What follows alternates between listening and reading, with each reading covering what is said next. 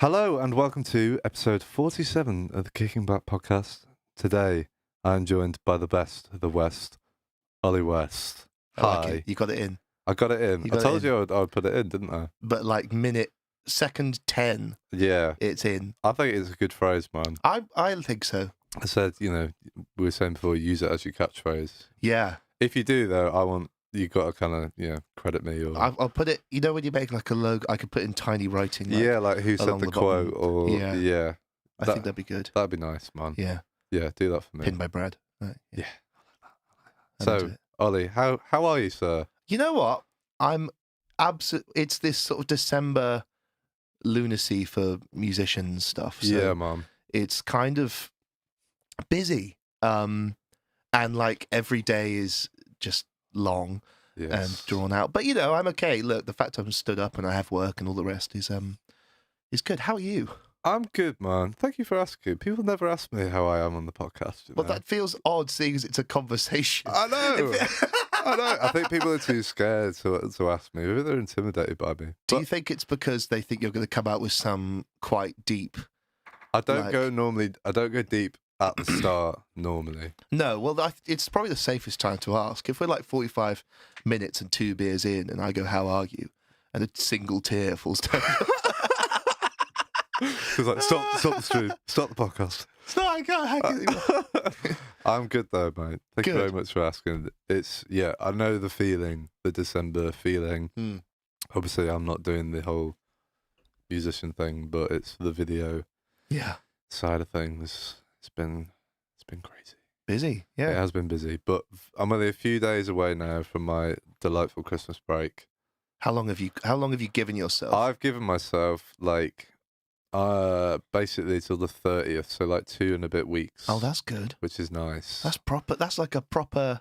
Well, I just I'm not fucking around this year. Like I'm gonna get home and just really switch off and enjoy some time. I need to take a leaf out of that book because no. It's so hard though because you do want to say yes to everything and like, do you know what I mean? Like pick up more gigs and all that shit. But I just kind of drew a line in the sand. I was like, no, but I think that's the right thing to do because like, I think the problem with wanting to say yes to everything is part of it is that someone else will say yes to it. Yeah. Like someone will say yes, so you feel like if you're not doing it. But actually, if everyone just went no sometimes, if everyone just went, actually, I'm going to put myself first here, then you wouldn't have that problem ever in the first place. Exactly, man. And I always think if you can't do a gig or whatever, it wasn't meant to be.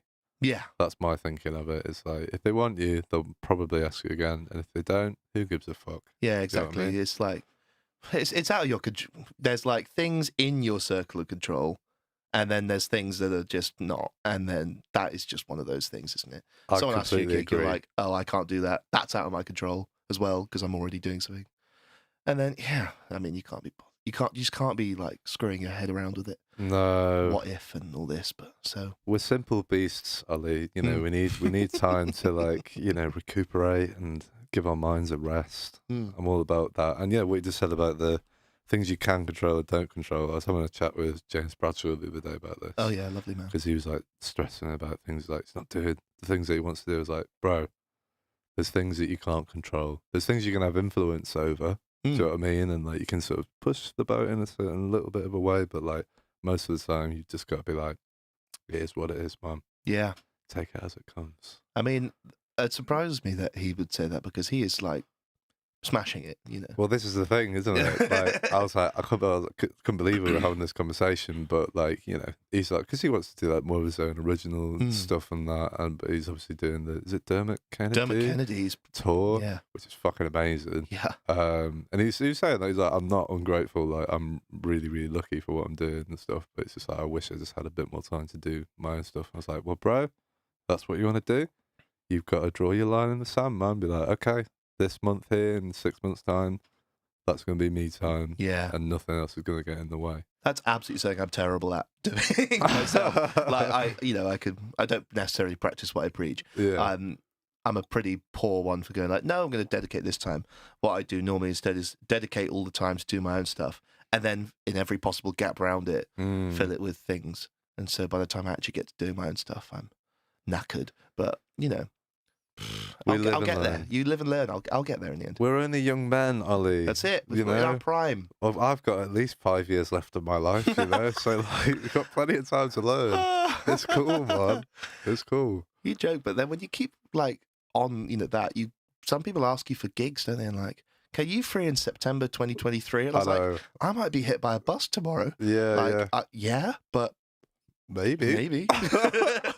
You can't say maybe though, can you? I might be dead. I might be dead. I'll just just pencil me in on that one. Just pencil me. But if I'm not dead, I'm there. I'll bet. Yeah, I'm fucking there, man. Fucking hell. Oh my God. Right. Anyway, Ollie, for the people at home that don't know who you are, do you want to tell the people who you are and what it is you do, man? Yeah, sure. So, hi, I'm Ollie. Hi, Ollie. That's my your audience man. cam. Yeah, man. Hello, mum and dad as well, because hello. I'm aware the watching. Wests are probably watching. Nice. Best of the West. They are the best of the West. Honestly, nice. they've got it right. So I'm Ollie. I'm a singer-songwriter. I also front a band called Ollie West and the Wildflowers. There are 7 of us, I think is the number we've culled. Not cold is the wrong word. That makes it sound like I've just killed. I hope you haven't, man. No, it's just it fluctuates in membership. So pre-pandemic, we were going out as like 14 of us, which was a lot, man. It was a lot of logistics, and then that would have worked. We had a good run pre-pandemic, and then I think the pandemic displaced so many people that it's trying to figure out, how to keep that energy going. So we're currently like rehearsing as a 7-piece with me, you'll know Ash, Pete Lever on drums, James Cook on guitar, and then we've got Nat Martin, who's a tenor horn player. He's also just some keys and backing vocals. Ray Harvey, who's my girlfriend, but she's also a phenomenal classical violinist and singer-songwriter in her own right. So, and she's kind of doing... She's sort of doing the everything in between, so like percussion, secondary guitars, mandolin, backing vocals, glockenspiel, those kinds of things. And then we have Angellica, who is a violinist and is rocking it. And she's done a couple of rehearsals with us, and it's great. So nice, that's what we're doing. That's what we are. Ollie West and the Wildflowers. So how would you describe your music to the people if they'd never heard it before? I think we normally put something like orchestral pop with like folky jazz world influence. Yeah. So I'd say that, man. 3 words would be like, I'd probably go like orchestral pop folk. But a probably less succinct way of putting it is think of like all the 70s like singer-songwriters you like. Yeah. And sort of smash them with together. Some sprinkles of other shit. It's like it's a big, very complicated cake. Of stuff. If you were to, which 70s singers would you throw into this delicious cake of yours? This is our song, Wildflowers cake. I think there's a big old dash of Billy Joel in there. Yes. He's my favourite. Okay. I was about to say he's my dad, but he's not. My dad. I wish he was my dad. Sorry, Dad. There's a big old splash of Billy Joel in there. There's definitely like some splashes of Joni Mitchell. Yeah. And then when you get into more like Peter Gabriel, Genesis, Bruce Hornsby, Paul McCartney, these are all the... I'm not saying this is who I sound like. These are people I take inspiration from. These are the people I love. Yeah. So, and then mash that with some other shit. I love classical music as well. And so, but the sound sort of has changed a lot throughout the years. But yeah, that's kind of where we're at the moment is there. 7 of us, music. That sounds great, bang, man. On the table, done. I do love that thing of like watching a live gig and just seeing someone like doing that, just picking up a different instrument, and do you know what I mean? Like having a multifaceted people in there, just doing little bits of things. Well, this is it. Everyone in the thing that I love about the Wildflowers is that I'm surrounded by people who are infinitely more talented than myself. So, I write the music, I bring it to them, and then these people, like, it would not be anything like as, I don't know, it's just extraordinary when you think about a drummer like Pete, who is so extraordinarily musical and has such an understanding of can make a kit just sound phenomenal by itself. Ashley, who's a great guitarist and singer, bassist, plays double bass as well, has picked up on keys, you know, that guy could play. James Cook is, you know, I mean, you know, James, he's a motherfucker, for want of a better word. Good. He's scary good. He like, is, man. scary good at guitar. And it's so nice as well. He's such a nice guy. Deadly nice and so passionate about the guitar in a way that I'm not as, you know, in a way that you could, if you get James and another, insert guitar enthusiast here in a room together. Oh, there you go, Jack March. If you put James Cook and Jack March in the room together with some guitars, you could leave them for like 10 to 12 hours and they'd probably still be happy. Yeah. Like, they're like tinkerers, aren't they? Yeah, properly. Like, yeah, and they'll know what pickups. Like, I don't know shit about keyboards. I studied as a keyboard player on the, well, we both did, on the pop course at the Royal College of Music. Yeah. I synthesizers, honestly, on way over my head. Just not your vibe. It's just never what I just don't give it. If I gave more, I wish I gave more of a shit, but I just, because I feel like I'd be far more employable if I did. But well, I feel like, you know, you just do the things that you're like attracted to and you're like drawn to. If you're not drawn to that shit, man, then you're not going to want to put the time and the energy into it. So well, that's it. You just do your thing, man. There are those guys. There are synth guys. Yeah. There are, like, you know, guitar nerd guys. If I'm an anything nerd, I'm a songwriting enthusiast. Songwriting nerd. Songwriting nerd. That's nice. That would be my nerdy, you know. That's what I can sit and talk for hours about, is listen to records and talk about songwriting. That's cool, man. That's what I love. Yeah. I was going to, like, pick up, so you do some, like, radio presenting. I do. Which is why you might have noticed I'm so excellent at what we're doing. Well, yeah, I was kind of picking up on that. I was like, just as we were chatting, then I was like, you've got the radio vibe, man. Do you know what I mean? Definitely. Well, like, it was interesting because I'm just locking eyes with you across the table and we're just chatting shit. But like, there's like a flow. Do you know what I mean? It's just like it comes very naturally to you, I think. Well, I'm glad because, you know, if I if I didn't, then my radio shows would probably be really shit, wouldn't they? They'd probably beat you off, wouldn't they? They'd probably be like, you know what, Ollie, it's not working, man. Yeah. It's just, you're so boring on the radio. This show is the worst show I've ever heard in my life. No, I mean, I've always loved radio and listened to radio, I mean, kind of almost exclusively in like the car growing up as a child and all the rest of it. Yeah. You know, so, and I've always been interested in something I didn't really do at uni, which I should have, is student radio, because I feel like I would have been interested in that. Oh, yeah. But, like, I've always wanted to do my own radio show, and I'd always wanted to, like, curate my own show about music I was passionate about. So I started doing a radio show for a local radio station down south called, sort of at the beginning of this year. And it was cool. Well, the first run, we did a run of 3 shows called 70s Greats, where we just spent, like, I just picked, basically what I did was I went through my Spotify. I just picked all the music I loved from that era. Nice. And I talked really nerdily about it for an hour at a time. And then that kind of became another show, which after I did that 3-show special, they were like, oh, can you do another show for us a month? So I did this monthly show called Greats, which was kind of going through decade by decade. So we'd started with the 40s, and we did a 2-hour show on the 40s, and then monthly went up, so 50, 60, all the way through, right to like present day.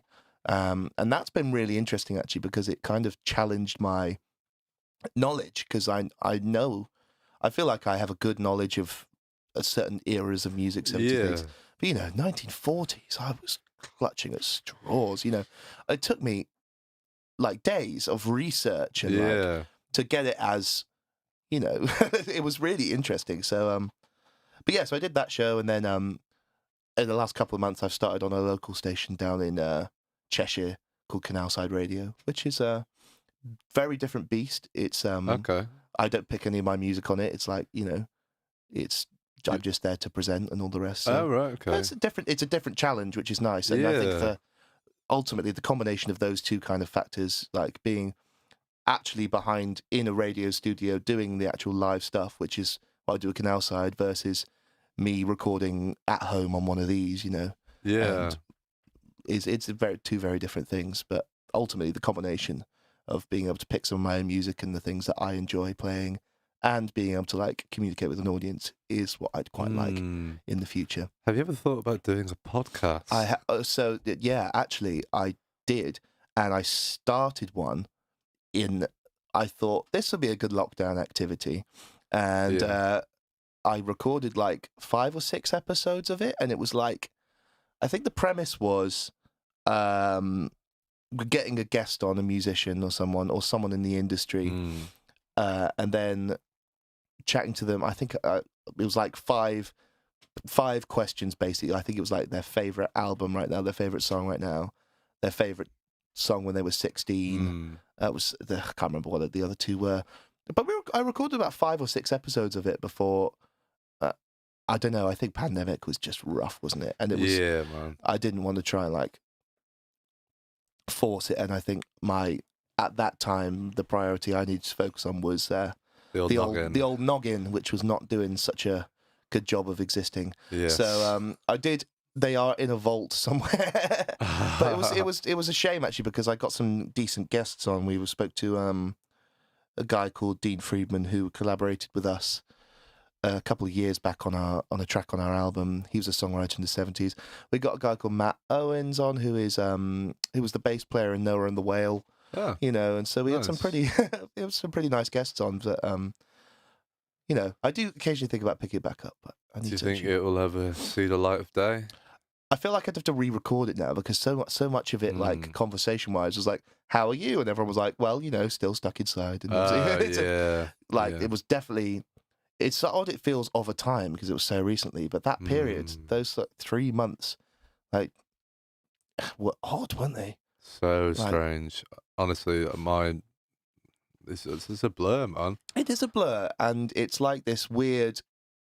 I don't know. Like, it's different to how it's been since like September last year, where it's kind of been like a will we, won't we situ. Whereas that was like, we are stuck, and no one knows when this might end. Yeah. So it was a this different vibe, really. It was fucking odd. So I really don't want to go back in again, man. Oh, don't! I can't look at the news. It's too depressing. It is, man. I'm better off. Give me secondhand news, man. Yeah, someone will tell me what's going on, because someone will tell it to me in a way that I can sympathise with. Like, it's probably a bit lighter as well. Do you know what I mean? It's not going to be like, when the news say it, it's like, it's the fucking worst thing ever. Yeah. Whereas, if I've got Ashley going, "Oh shit, Ollie, have you heard about this?" and I'm like, "Oh, what?" It's jovial. It's and then you can have a good bit. You can't bitch with the news. No, that's the thing. You can't bitch with the news. You can bitch with your mates about the news. Yeah, but you can't bitch with Hugh Dennis. Is that his name? No, Hugh Dennis, the comedian. Who do I mean? Hugh. Who's the... Oh, James, you can find out. Yeah, James can find out. Who's the Hugh BBC News presenter? People are screaming at me at home going... BBC Hugh. BBC Hughes. I know who you mean. Do you know who I mean? He sits like... he's got a bit of a pose to it. Hugh Edwards. I wasn't too far. At least it's Hugh. I've never seen Hugh spelled like that before. Hull is Huw for the people listening at home. He's a Welsh journalist. Well, there you bloody well go. There you go. Presents BBC News at 10. News at 10 is the corporation's flagship news broadcast. There we go. At the age of 60. 60. He looks good for 60. He looks great for 60. I mean, he's... Oh... Well, yeah, for the people at home that just saw polar bears, we were chatting about polar bears before. Pre-podcast polar bear vibe, but we weren't meant to be doing that right then. It's fine, but look, now we know about Hugh Edwards. Yeah. That's fine. So, the radio careers, that's a cool little thing that's a cool little aside that I'm trying to just sort of push in the meantime. I think that's good, man. I think you're suited to thank that, you. So, I'd definitely keep on trucking with that. Keep pushing on. Keep on trucking. I like to go back. Let's go back, Ollie. Way back. Way back in time. So when you were a wayward teenager, where did you grow up? So I spent like the first half in a place called Buckingham, which is in Buckinghamshire. Nice. Which is sort of, it's kind of South Midlands-ish. And then when I was 14, I moved to Hampshire with my family. I always say I'm from Hampshire, Hampshire border, because it's kind of where I feel most At home? at home. Yeah. So what kind of music were you... Well, did you come from a musical house? Yeah, well, we came definitely like an arts family. Like, so my mum was a professional dancer. Oh, My dad was a professional actor and singer. cool. And then, various cousins and uncles and things. In fact, when you go right the way back, have you ever looked at your own family tree? I haven't, and I'd be interested. Yeah, so I was really interested. I don't know who this guy is. He's related to our family somehow, but I Right. don't think he's a relative. Anyway, he did our whole family tree right the way back to the 1700s, Ooh. which was mad interesting. And what was interesting was I found out that my great great grandfather was a concert pianist and a piano tuner, Ah, which was interesting right.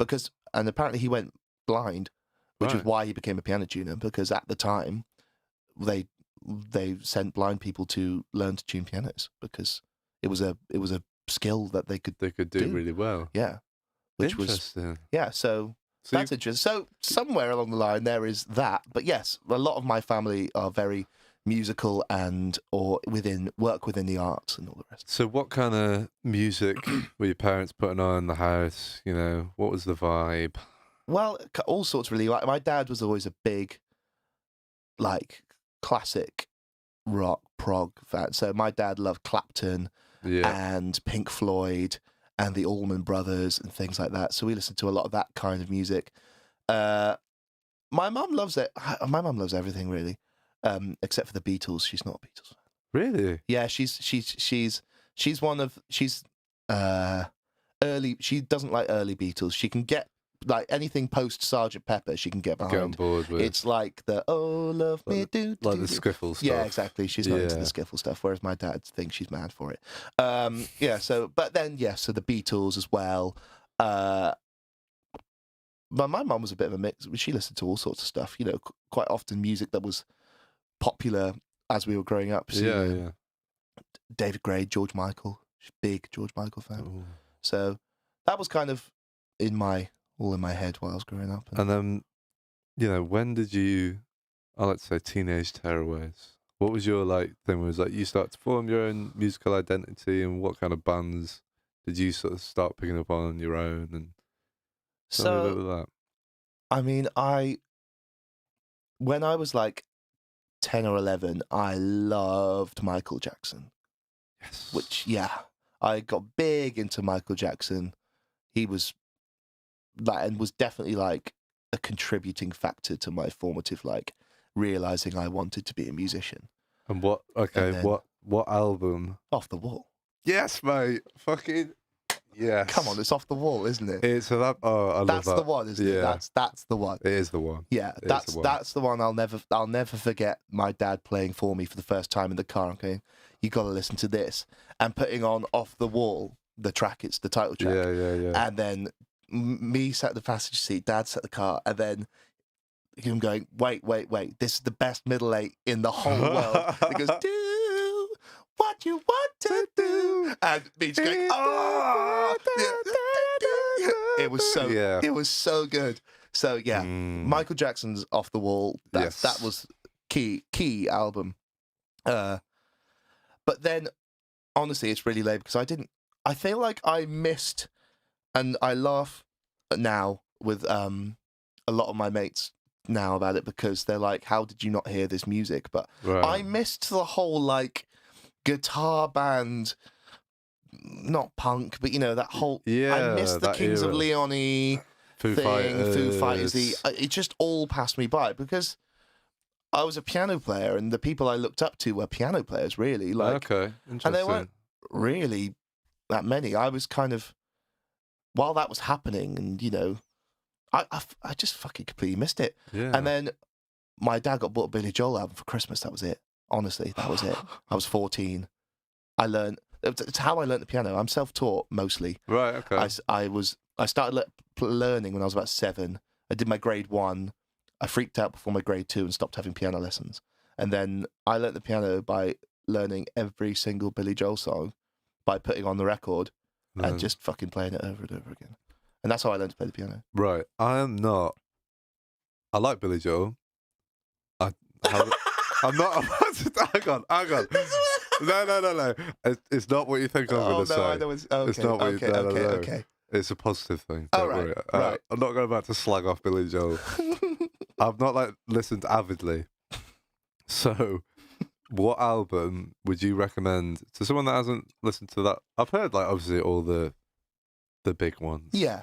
But what album would you recommend a Billy novice like myself? The Stranger. The Stranger. Came out in 1977. I'm gonna write that. It was his 5th album, and it was the album. Basically, if that one didn't make it, he was signed to Columbia Records, and they were going to drop him if he didn't. And that album has some of the most amazing songs. That's got the "She's Always a Woman," Only the Good, all those kind of things on. So that's your album. If you're gonna check out one, yeah, that one. The Stranger. Yeah, it's funny because in the UK, he's nothing like as massive as he is in the States. So you don't meet many Billy Joel. And that's especially because he's the 6th biggest selling solo artist of all time. Really? Yeah. Whoa. Well, exactly. Right. That's what I mean. That's crazy. And in the States, he's a massive deal. So he's been doing this run of shows at Madison Square Garden since 2014, a monthly show. He has a residency at the Garden, and he's sold out every single show since 2014. And they were just we're just going to do this until people stop being interested. And he just keeps selling out. He's 72. Mental. I was going to say, how old is it? Can we get a picture of Billy Joel in his current Billy form? Joel looks fucking rough. I'm just going to... Does he? Yeah. I mean, he didn't... Age looks were not his forte, piano player. But he had the talent, though. Yeah. Not the looks, but the talent. Yeah. Because I've only seen him in music videos from way back in Hair, yeah, back when he had that sort of vibe going. Yeah, he's kind of got a sort of a bit fat and short with a goatee vibe going. Oh, really? Yeah. Well, we're not all going to age gracefully into how old is he? 76? 72. 72. Yeah. I mean, but it could be Elton John. It could be worse. Yeah, I didn't realise the other day. I know this is really obvious, but I didn't realise that Elton John wore a wig. Does he? Yeah, there exactly. That's Billy Joel. Oh, okay. He doesn't look too bad. I mean, that's a relatively old picture. Is it? James, enough with the polar bears already, man. Polar bears. We're on Billy Joel now. Billy Joel, sadly, if Billy Joel was a polar bear, the world press would go mad, wouldn't they? He's got quite kind eyes, doesn't he, Billy Joel? Yeah, he seems like the kind of person you want to have a pint with. I hope he's not one of these people that's actually just a bit of a twat. Yeah, that'd be heartbreaking. That would be terrible. So, look, we got a good. Oh, that's rough. Oh, okay. Yeah, it gets worse. It gets worse. Yeah, so for the people that are listening to the audio podcast... There you go. That's the one that the Daily Mail, that's the most recent Madison Square Garden. Go right, James. Go right. There. That's the most recent... You know what, man? He shows off his D. Maybe that's going to be a slightly dodgier article. Billy Joel shows off his D. Maybe keep this slightly more... PC. He looks... You know what, man? I'll give him a fucking break. Yeah. He doesn't look as fat there. No, I think he lost a lot of weight over the pandemic. It seems like he's cleaned up his act. Yeah, maybe. He lost 50 pounds. Good for him, man. Yeah. Have you ever seen him in concert? Twice. Have you? Yeah. And how was it? Well, it was... The first time was actually probably the first... I was, gigging a lot at open mics and things like that when I was about 14, 15. And I went to see Billy Joel live he did a very special one show at Hammersmith Apollo, because all of his shows here are normally stadium arena shows. Yeah. And Hammersmith Apollo's only 3,500 cap, isn't it, or something? Yeah. So it was his first theatre show he'd done since 1978. So we went to see it. We got tickets, which was incredible, really, when you think about the chances. They sold out in something like 7 seconds or something. We just happened to get some. Yeah. And it wasn't Billy Joel was phenomenal that night. It was 16-year-old me with all my dreams coming true at once. Yeah. But actually, there was a guy supporting him called Fife Dangerfield. Fife Dangerfield. Fife, F-Y-F-E. And he was in a band called the Guillemots. I recognise that. Yeah, Name. he also did. He covered "She's Always a Woman" for a John Lewis Christmas advert. Okay. At some point, way back when. Yeah. Anyway, and it was him on his own at the piano, supporting Billy Joel, just playing his own music. And I, as a sort of 16-year-old, went, well, shit, if that's what I want to do, that's it. Fife Dangerfield is doing exactly what I want to be doing in life. And he's supporting Billy Joel, and it's just him and a piano, and that's awesome. And that was the moment I kind of went, right, that's what I've got to do.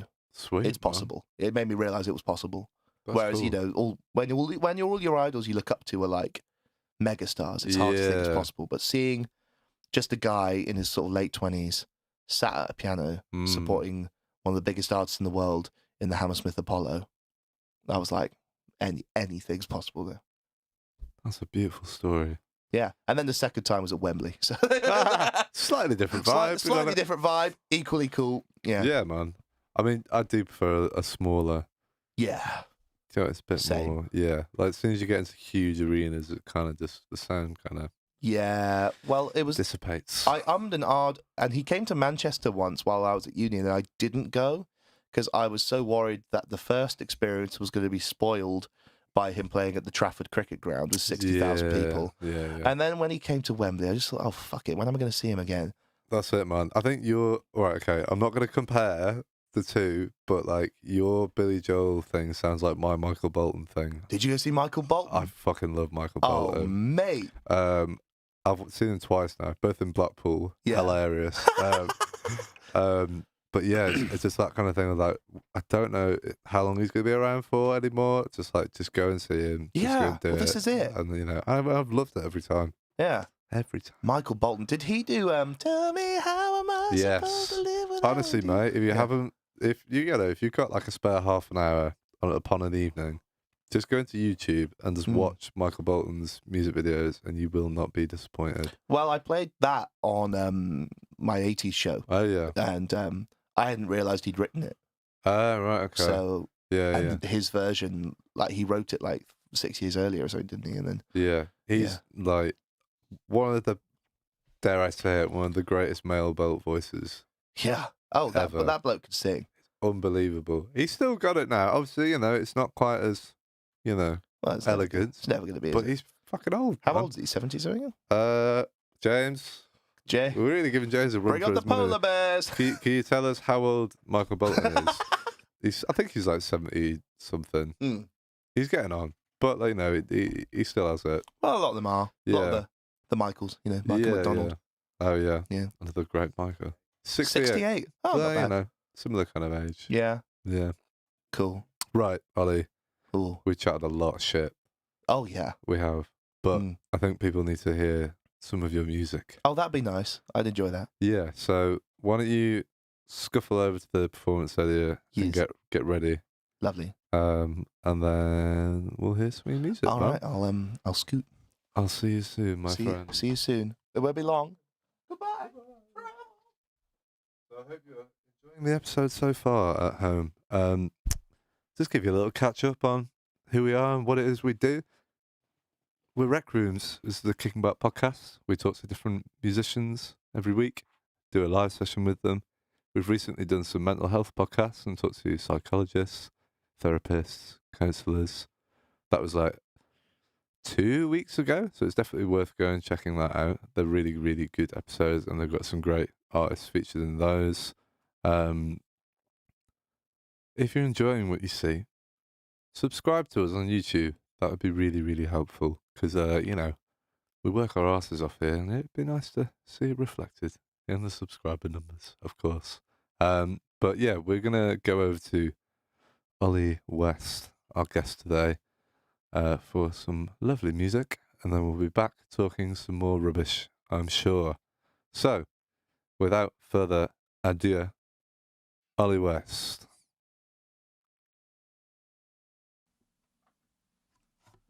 Hi, my name's Ollie. I play with Ollie West and the Wildflowers, and this is our song, Bird. Hope you enjoy.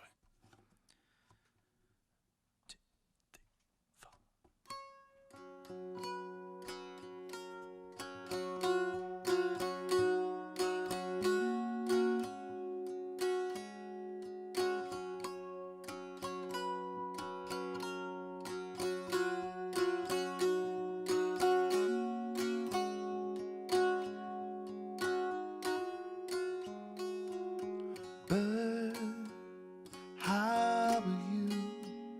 How's it been? Are you better than before?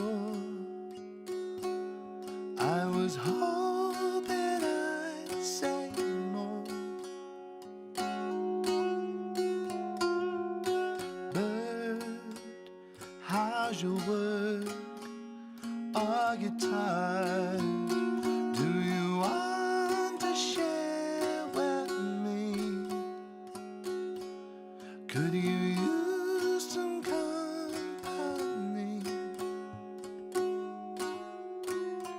So could I. I don't want to take away from anything you say, my bird. I might sound out of place, I heard, but bird, you'll be alright.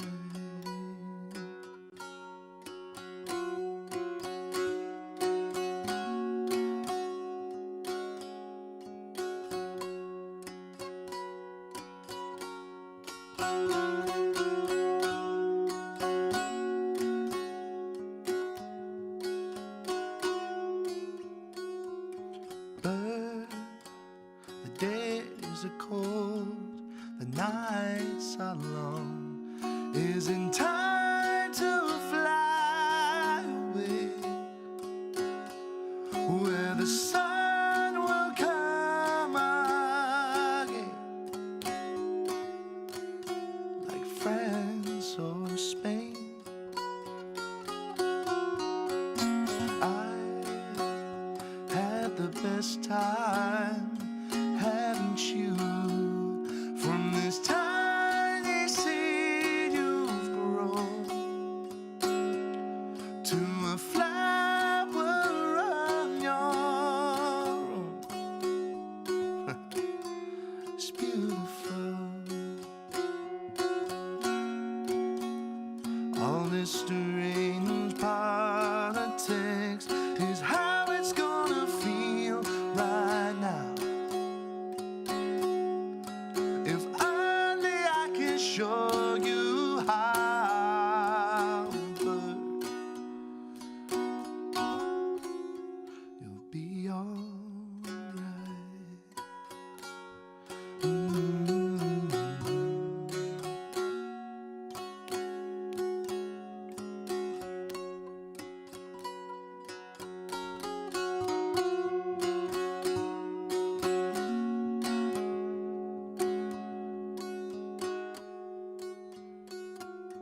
I had the best time, bird.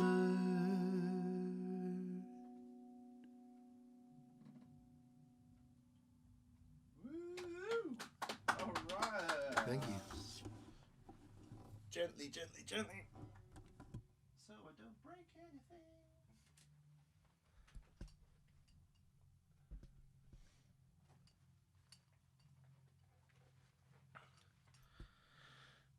Bro, thank you. So, I think that's about right, yeah. This next song was our latest single. It came out in November, and this is called Count to Four. I hope you enjoy.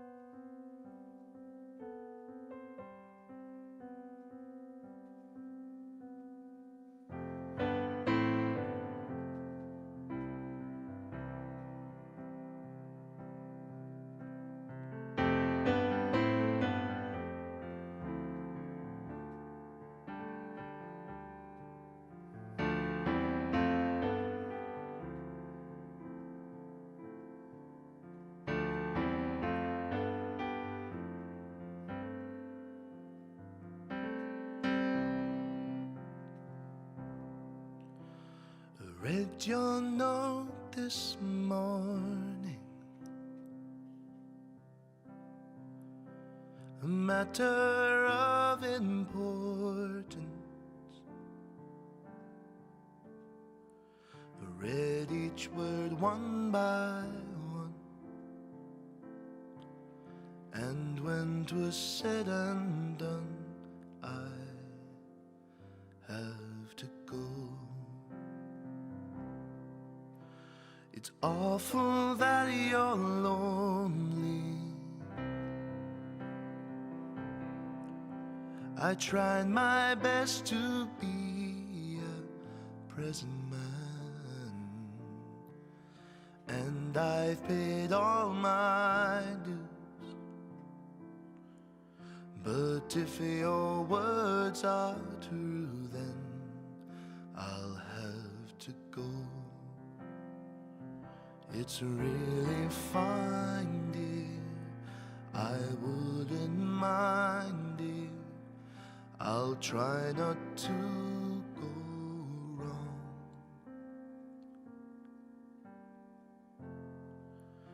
I'm sorry I can't bring you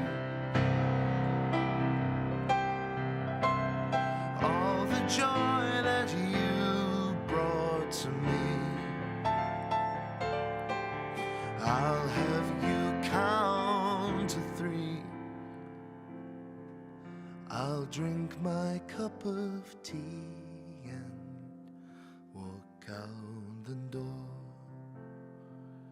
No, please stop crying, I'm really trying. I love you more than you will ever know. I know this isn't real. This can't be true, it's all just a dream. I'm going to count to 4. I'm going to count to 4. I'm going to count to 4. I won't be here on 4.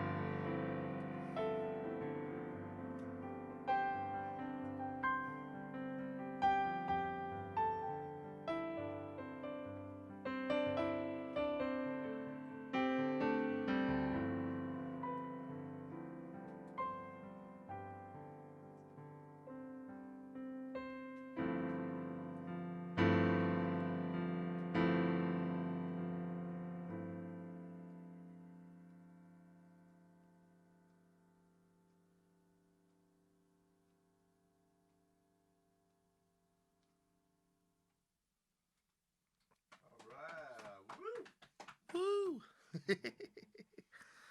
Thanks. This is my last one. This is a song that came out just over a year ago now.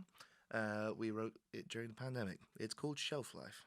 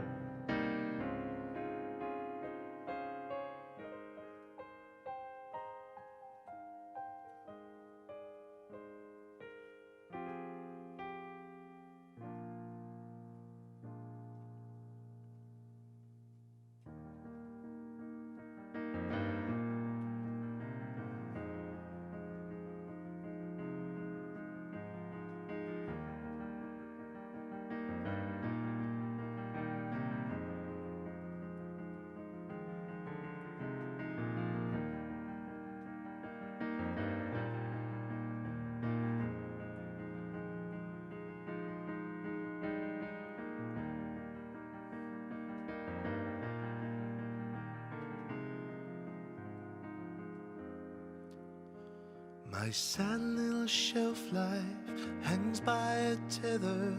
Leaves that were green now, wilted and weathered. Isn't a kind way to say that I've seen better days.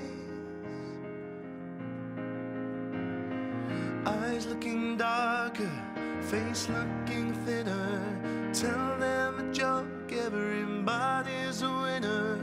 We both know that I'll be useless at dinner, my dear. So can we stay at home tonight?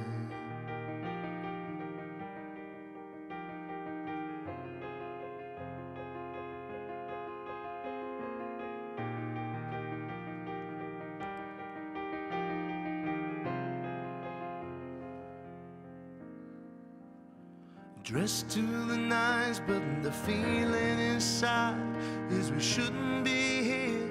This place isn't kind, so we run through the chamber, looking for somewhere to hide.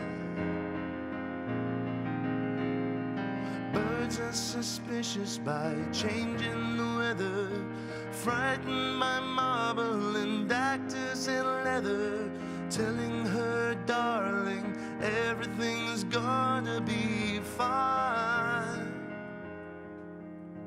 So can we stay at home tonight?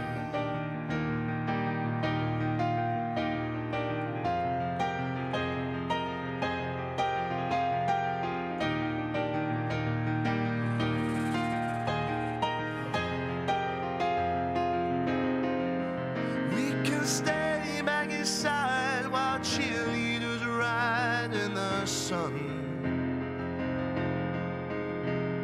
Sit in pajamas, watch laughter escape from our lungs. Sing every song till there are no more songs to be sung. Tell me now, when was the last time you felt this young?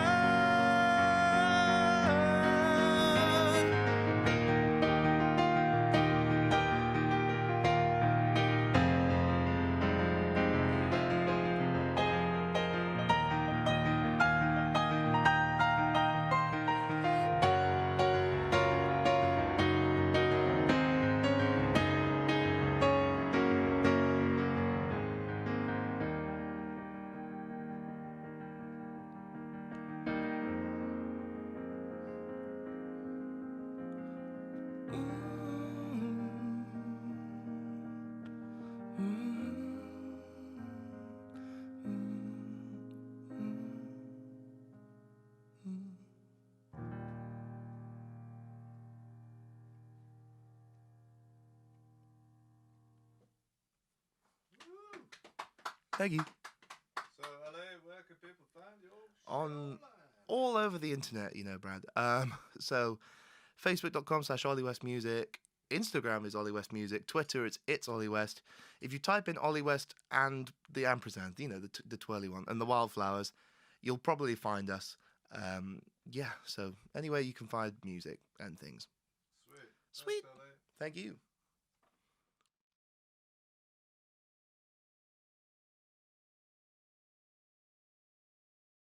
Hello, and welcome back to episode 47 of the Kicking Back podcast. Never done that before. Well, now you have to just surprise every single guest with that. And see if they sing see if- with it. See if they sing some horrible tritone like I did, That was or good. if they sing something actually nice harmony. I might actually just sample that as a clip, Yeah. just like a loop, that'd be nice. wouldn't it? I give you full permission to do that. That's absolutely fine. Thanks, man. That's really Yeah. kind of you. I'm glad I could contribute in some small way Well, you've to making this podcast work. hey, man, you've contributed a beautiful performance as well. May I say, well done to you, Oh, sir. Thank you very much. Thank Normally, you. there's more people in the studio to clap, but it's just James. So, Tell you what, there we go. Hey. that sounds legit. That was delightful, man. I really, really enjoyed it. I hope it picked up on the mic. Or It just might be, not have. just pathetic, like close mic, just like patter. Yeah. Yeah. No, I really enjoyed it, man. Yeah. Beautiful songs. Thank you very much. Oh, I'm glad. So tell me about the songs. Go through the set and tell me like what the song's about, how they came to be, all that sort of thing. Sure. Well, I'll go in reverse order because the one we just listened to, which is called Shelf Life. Obviously lockdown was shit. Yes. I had started working through lockdown as a Tesco's delivery driver. Oh, And really? I became a Waitrose delivery driver. I went up in the world. Wow. Yeah, we delivered to some people, man. You know, not sure how public I'm allowed to make who we delivered to, but you know, What? footballers and things. Oh, They're famous people. But yeah. So I was working as a delivery driver, and basically the first line of Shelf Life was just a bad pun I'd come up with about the state of my mental health Okay. compared to the shelf life of products in the store I was working in. So what's the first line? So the first line is my sad little shelf life hangs by a tether. Oh. Yeah. And I was like, and it's because we used to have to print out all the receipts, and some things you don't like, it would acknowledge had a shorter shelf life than others on the receipt. Okay. And I think it was a day where I was particularly pissed off, and that came to my head. And sometimes things like that do, Yeah, you know. And sometimes they're totally pretentious and crap, and sometimes I'm like, oh, that might actually work. Yeah. So I just wrote it down, and then basically there are a series of recordings of every time I'm pulled over in the van, me going, okay, and I think the drums should go like, and then I'm going like, the bass needs to go doom doom doom doom, and so then I got home with all these like recordings, and well, the piano, when I wrote it, I was at Tesco, and I went back and stayed with my parents we packed for 2 weeks, me and my girlfriend, and we were there for 5 months. So, and their piano was notoriously out of tune. I mean, just to the point where you couldn't really play it. Okay. And I had mine, but the first thing I saw when I got home was a guitar, and so I picked it. And I'm a shit guitarist, and I mean like shit. I'm not good, but I can get away with it. Yeah, you can get through like it. in a rhythm you know. section, I can get away with it. Yeah. But so anyway, I picked up a guitar, and I think the reason Shelf Life works quite well as a song is because it is relatively harmonically unchallenging. Because I'm shit at the guitar, and sometimes picking up an instrument you're not. The thing I struggled with writing for like piano all the time is actually, I can play the piano, and sometimes I overcomplicate things in my head. I'm like, oh, it just needs to do this and that, and overcomplicate the harmony, and I get all like clustery about it. But actually, the guitar, I was like, I can just play a D, and then I can play an E, and put a cap on it, and it sounds cool. The rhythmic things, the interest, and the lyrics of the interest.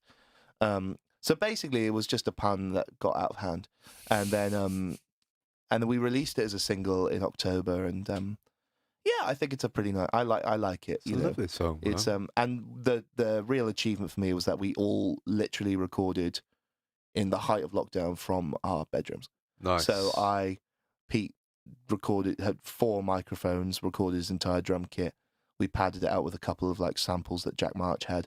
Ash recorded his bass at home. James recorded all his guitars. He sent 19 guitar tracks in the end. Whoa. And he also recorded mandolin as well. We got all the strings to record. Some people bought there's my first interface sort of kit and recorded strings to that. So I remember Jack going, we can't use that recording, Ollie, because it sounds like shit. And I was like, well, that's what we've got, Jack. So man, you gotta let's make work. it less like shit. And it did work in the context in the end. I recorded my vocals in a wardrobe in my parents' house. Classic. Like in a wardrobe, with the doors open and like duvets and blankets hanging over it. And my interface was fucked. So it was buzzing, but because clearly the grounding was wrong. So unless you touched it, it would stop. So I had it on the floor and I stood on it so I had one sock on, one sock off. I'm stood on my interface to get a vocal. Amazing. So that's how Shelf Life came about. Long answer to a short question. Shelf Life's that. Counter4. We wrote Counter4 a while ago. Actually, it's just taken there's some of this stuff that's taken a long time to come out because we started recording an album pre-pandemic, and then we were about 80% done, and then we literally couldn't complete it, and then people's lives changed, and the people we were using weren't available anymore and things like that. So, and I literally couldn't get into a studio to, and I couldn't, it was fine for one song, but I couldn't spend all my days just stood in a wardrobe with one foot on the interface. So, it was interesting. But Counter 4 is essentially a story about somebody who wakes up and opens a letter on the table to find that their other half has gone. Okay. And it's kind of like a live response. And when you listen to the lyrics, you're like, oh, okay, that makes sense. And it's quite sad, really. It's funny. Have you ever tried to submit music to blogs and things like that? No, I haven't. So there's a site called Submit Hub where you buy tokens and you submit to blogs, sorry, and they either like approve it and be like, oh yeah, we'll review this, and you get a blog post, or they'll add it to their Spotify playlist and things, and so, or they go, oh no, we're not interested, and normally they have to give feedback. And one of the bits of feedback about Counter 4 was that it was not emotional in any. They were like, it was neither sad nor a love song, and I was like, what? I was like, did you listen to the? Are we listening to the same song? I don't like to think don't like to think about my own art. So I don't think it's the best thing ever in the world, but it's quite sad. It's fucking sad, man. Yeah, I feel like it's a relatively emotional song. So actually, there's things you just have to laugh, don't you? I just pissed myself. Yeah, man. Like, you're not going to please everyone. I said to the band yesterday, I was like, guess what? Someone thought this wasn't sad. And they were like, on what planet is it not sad? Is it? So that's Counter 4. And then Bird is... So I was playing the dulcimer in that one. I first came across dulcimer via Joni Mitchell. Okay. Who I saw, she plays dulcimer on Case of You, California, all over that kind of Blue album, both sides now. She introduced that instrument to me, and I kind of there's a music shop in Manchester called Johnny Roadhouse, yes, which has all sorts of weird and wonderful things. I bought my first ever bass there. Did you? I did, yeah. Oh yeah, many years ago. Wow. It was a piece of shit, but it was like a Schecter like metal bass or something. But yeah, I think I bought a few things from there in the past. Well, this is I have to stop myself from going into Johnny Roadhouse because I am a fiend, and I'm bad at money enough, and I walk in, I'm like, ooh, I want that, and I want that, and I want that, and so I bought a few weird and wonderful folk instruments from there, and one of them I bought was an Appalachian dulcimer, and just fell in love with it. The great thing about it is that you really genuinely can't play a wrong note on it.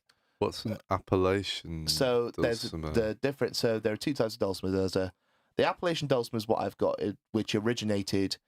It's a lap instrument. It originated in the Appalachian Mountains. It's an American folk instrument. Where's the Appalachian Mountains? So, correct me if I'm James. You can do some Google research in the meantime. But I yeah. believe it runs up the west coast. Oh no, are they the Rockies? I think it may be.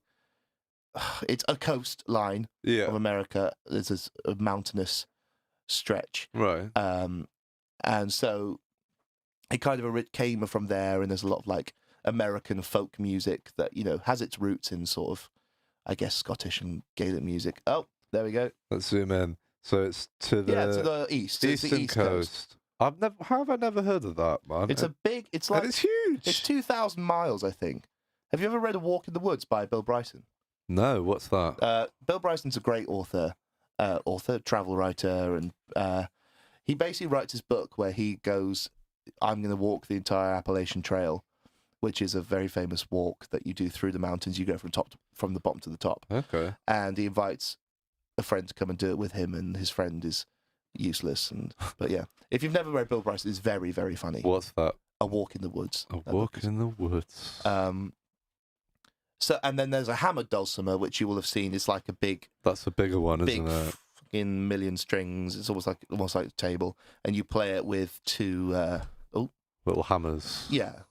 And it sounds very different. But, so yeah, those are your dulcimers for you. Nice. There you go, some dulcimer knowledge. Thank you very much. Yeah. So, after I got this instrument, I was basically spending a lot of my time playing on it. And I just wrote that first melody and...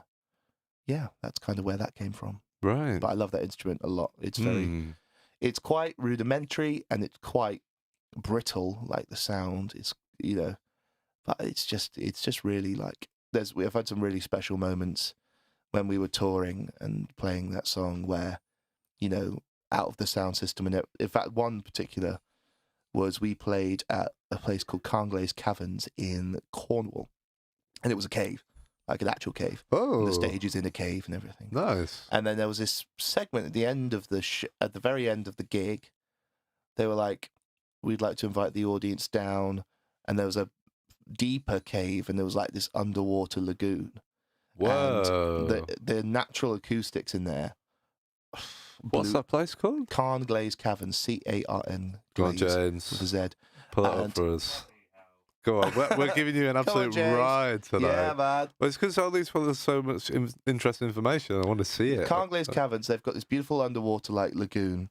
And so I went down there and I just took my dulcimer. Mm. And it's like, you have to wear hard hats down there and everything. Okay.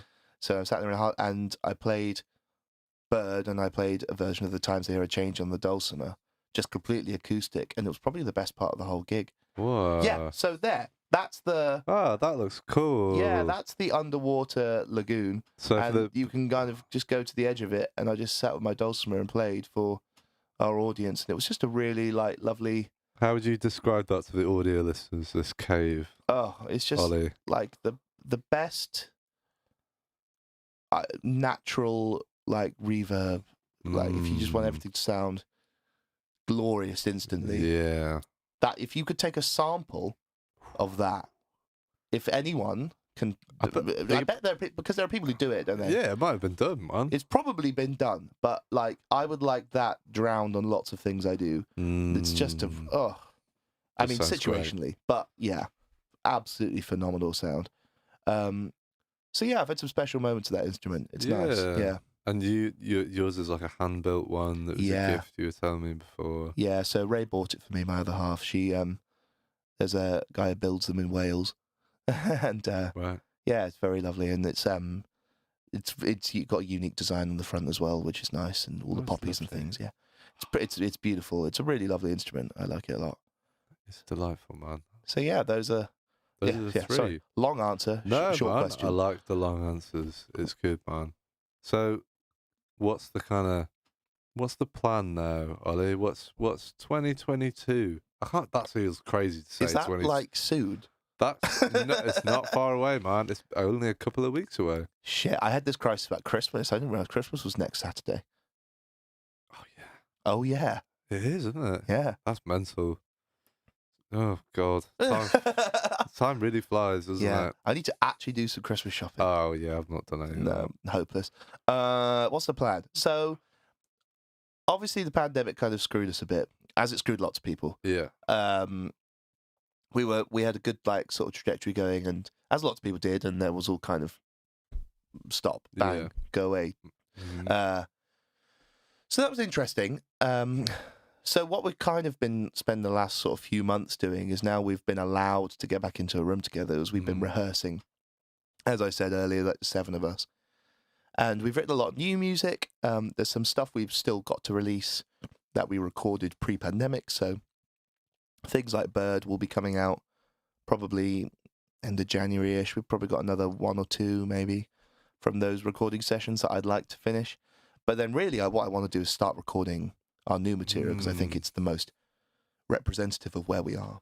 Would you say it's like sonically different, or is there anything that's changed? Yeah, I think kind of. A lot of our stuff has been very orchestral focused. So, a lot of, string quartet stuff and things like that. And as we move into a phase where the members of the band, we go down to like 1 violin, it's going to be like the same, like recognisably us, but they're quite was quite different sonically. Probably drawing more influence from like those sort of Peter Gabriel-y type things. It's actually just a really interesting journey at the moment, trying to sort of put it all together and rehearsing with the band and being a bit more collaborative with it as well. So all the others kind of getting involved more in the writing process, which is something that's new to me, because before was kind of I'd write everything down to every string arrangement, every note. Oh, That's right, played okay. was kind of yeah. me. And then now, well, I say that in terms of like orchestral stuff, but now I'm like going, well, I bring ideas, and I bring sort of 70% finished, Okay. and then we kind of finish them in rehearsals. Yeah, So it's yeah. and I'm really enjoying the more collaborative aspect of it. It's something that I've not done before, so it's Yeah. a new challenge for me.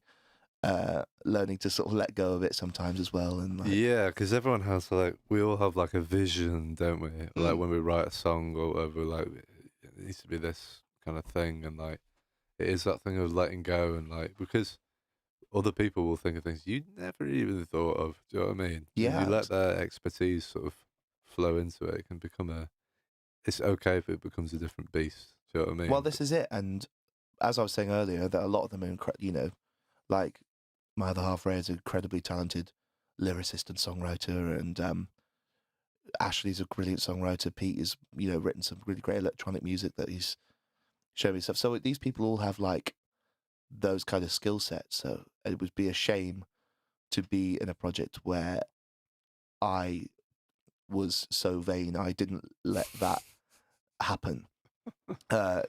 Ultimately this band isn't what it is without them. Yeah. The music that I played isn't what it is on the record without them. And the show we do live, I've done solo shows before, I've done a few solo gigs, and they're very different. They're special in a different way, but when we're in a room, we're all playing together, there's just moments I'm just like, yeah, this is fucking great. Come on. Just having it. We're so good. Yeah. It's really special. They're a really, really awesome band to be a part of. It's a pleasure to play with them, really. So I was going to ask you, like, about your writing process a little bit, and obviously it's changed a little bit, but like, are you kind of a lyrics first kind of guy, or a chords slap it on, or is it different every time? as of normally, I write music first. Is my not always my not like I have to, but normally I get a musical idea before I get a lyric idea. Yeah. And sometimes I get like lyric ideas separately, and then what I can do is go, oh well, that works with that music. Yeah. And then I can, if I have like a musical idea, and then I have a lyric idea, and normally a lyric idea comes with a melody as well. So I don't normally just get the lyrics. If I do get things like that, normally they become poetry rather than lyrics. But normally I get like a melody, and then I'm like, oh, that works with this.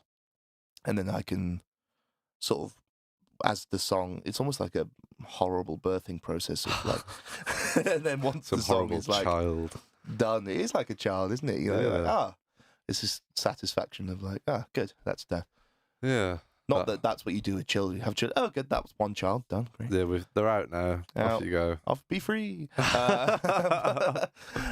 So that's kind of I'd say I get sort of snippets, but having written classical music and all the rest before, in a relatively rudimentary way, I think always music has come to me easier potentially than lyrics. Yeah. I was going to touch on what you said there about writing poetry. Poetry, yeah. Do you write? Is that something you do fairly often, or? It's something I did a lot, and then do a bit less now. But I do like writing poetry, but my poetry was all quite depressing. So I thought I might need to just, you write, so you're like, I should probably look into that.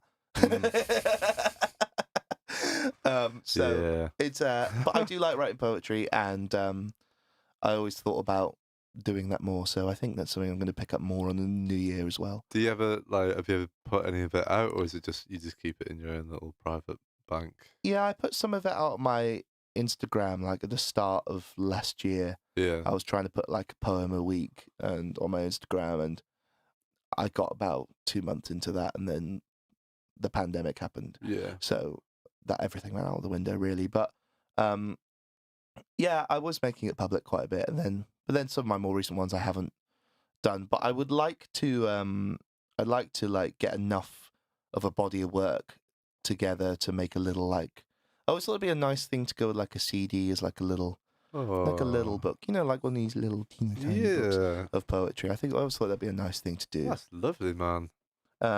Yeah, I'm quite an advocate for like alternative marketing. So Yeah. you could buy a band T-shirt, or you could buy a little book of poetry. Oh, that'd be lovely, mate. Yeah. I've just started writing poetry as well. We've had a few like poets on the show Oh yeah. in the past like couple of months. Mm. It's just like so inspiring. Yeah. And like, but their like poetry is like brutal. Like, Yeah. like we had like Johnny Lindsay on and Nathan Parker. Oh yeah. They're like just proper hard northern, no flowery sort of poetry. That's just like, do you know what I mean? Yeah. It's not like eloquent or No. anything. I was just like really drawn to that. I was like, that's really cool. And I was like, sort of inspired me to like write a few little bits. So I've written a couple. That's I've cool. just I like written them for people and then just like written a paper version of it and Yeah. then given it to them. This is like a nice thing That is nice. to do. Yeah, I like poetry. I think it's really powerful. We worked with we released a single earlier on this year called "The Promise," actually, and with collaboration with a spoken word artist and a poet called Sunflower Bill, and she is she's a spoken word artist. She's very cool, and she did a very, very lovely and powerful verse on our track, "The Promise," which was really nice. Yeah, she's very cool. She's done some other bits and bobs. If you're looking for a track, ladies and gentlemen, then she did one called "The One About Peppers," which is a cool little ditty. The one about peppers. Yeah, she's living in Egypt at the moment, doing bits. I'd like to be in Egypt, but I see. I'd like to go to Egypt, but then everyone always says that it's like all like near the pyramids and stuff. It's just like crap everywhere. yeah. Apparently, there's like a McDonald's next door to the pyramids. Yeah, I feel like it would kind of ruin because I'm like well into all the sort of shall we say, alternate history. Shall we say? Not like conspiracy theories, but there's some pretty fucking weird shit that's like. You mean like aliens landed pre-Egyptians, kind of? I'm not necessarily saying. I'm not necessarily saying aliens. I'm just saying like they had access to technology that we definitely do not have access to. I mean, probably. Like, it was so long ago, man. Like, if you think about how many, Yeah. like hundreds, I don't know how many thousands of years ago. 6,000 years ago, Something like the that. Egyptians. Just the thing of like them being able to move like these huge slabs of stone, like some of them, like I can't remember which bit of it is like there's like the base rock of this like structure. It's fucking massive, man.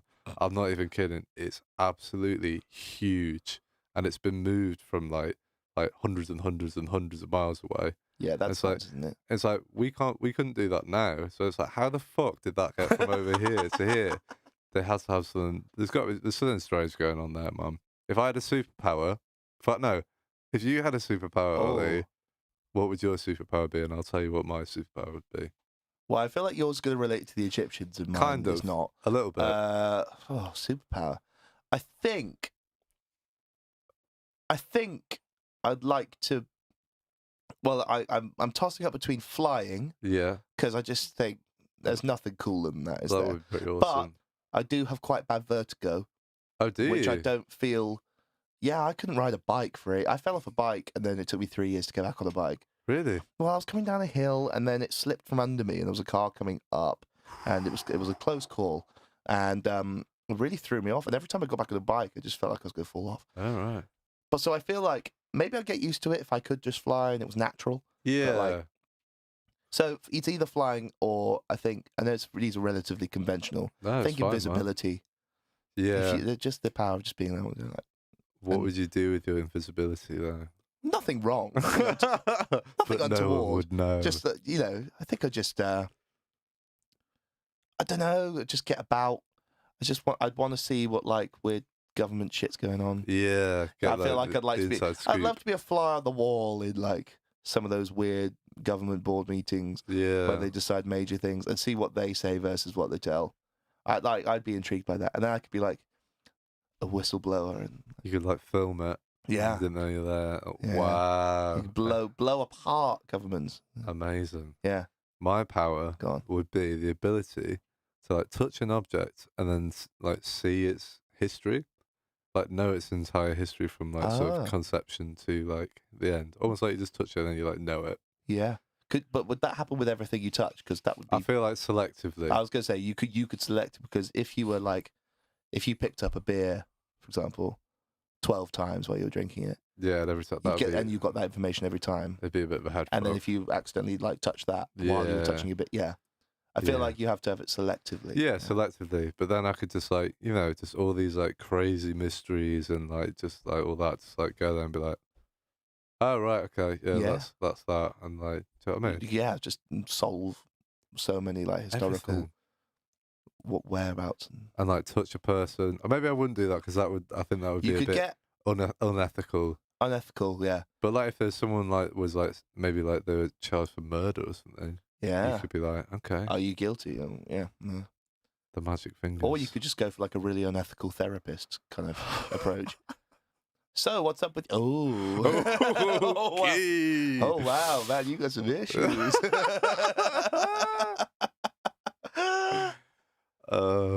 Yeah. See what I mean? There's a lot you could do with that. Yeah, there's massive scope for Bad and good. Yes, I think. but I think that's the case with most superpowers. You know, invisibility could be Very abused, bad. but could. you know, I wish to not abuse my powers, but use them for good. For good.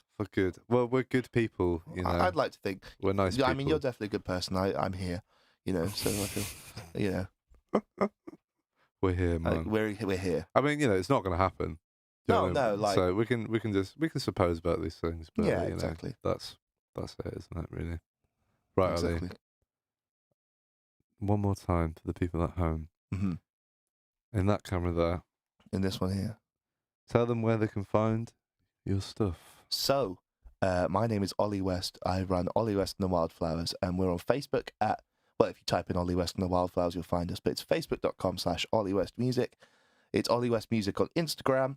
At It's Ollie West for Twitter, Ollie West and the Wildflowers on Spotify and Apple Music and all those shenanigans. I'm also on TikTok. It's at Ollie Makes Music. I'm not very good at TikTok. What kind of TikToks do you do? Well, this is it. I don't really understand how it works. No, me neither. I'd like to think, you know, people are really good at it and I'm really shit at it. Yeah. But it's such a powerful tool. That I think it's an extraordinary app. It's a very, very powerful app that if you can get it right, it can do wonders for you. Yeah, know? definitely. But I am crap at it. But I am on it. And so if you fancy, you know, if you there look fancy, you can follow me on that. But, you know, probably go to literally anything else first. And don't say that, man. Don't sell yourself short, Ollie. You know, the TikTok might get better. Well, the TikToks might. Someone might be watching this in like 2 years' time, and then you're absolutely fucking nailing the TikTok, and you're selling them maybe a lie. Yeah, maybe. I'd love to think. I'd love for people to be watching this in 2 years' time. That'd be nice. Who knows, man? Who knows? Maybe in 100 now. No, I think we'll all be gone by then. To be honest. Yeah. Yeah, we got like 50 years, I think. Yeah, I think so. Yeah. Or as you said earlier, 5. 5, yeah. I say between 5 and 50. I've got 5, but everyone else has got 50. Okay. Yeah, I'm out of there. I Happy do days. one more question, Go sir. on. If you could sum this podcast up in 3 words, what would it be? I would go with Michael Bolton Rocks. You beautiful man. Yeah. I like that. I love that, Ollie. Yeah. Michael Bolton Rocks. Michael Bolton Rocks. I thought you would have gone with Billy Joel Rocks, to be honest. Well, Billy Joel does rock, but you know, I've known that for a long time. Yeah. I didn't know how much you love Michael Bolton. Honestly, man, it started as a joke and then it turned into a passion.